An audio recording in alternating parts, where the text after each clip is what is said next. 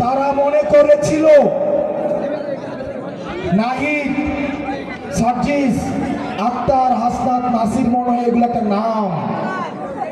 তারা মনে করেছিল এই পাঁচজনকে হত্যা করলেই নতুন বাংলাদেশের যে লড়াই সেটা হয়তো থেমে যাবে।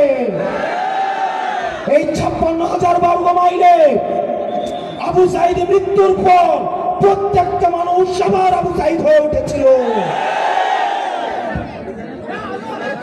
আমাদের মৃত্যুর পর প্রত্যেকটা মানুষ, প্রত্যেকটা বিপ্লবী সন্তান যারা নতুন বাংলাদেশের স্বপ্ন দেখে তারা কেউ না কেউ আবার নাহিদ হয়ে উঠবে।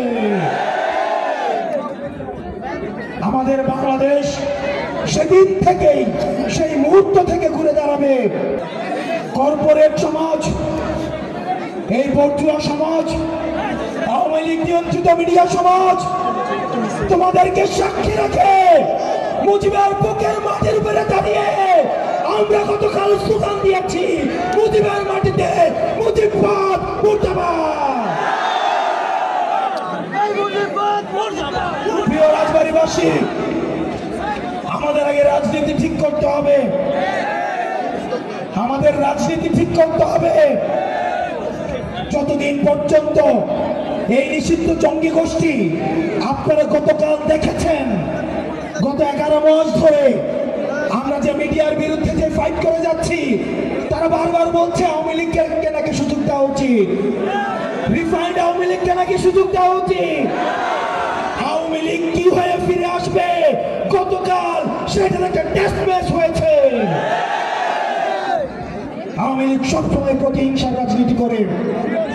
আওয়ামী লীগকে আমরা লগি বৈঠা থেকে দেখেছি, আওয়ামী লীগকে আমরা পিলখানা হত্যাকাণ্ডে দেখেছি, আমরা স্বপ্ন হত্যাকাণ্ডে আলেমদেরকে পাখির মতো গুলি করতে দেখেছি।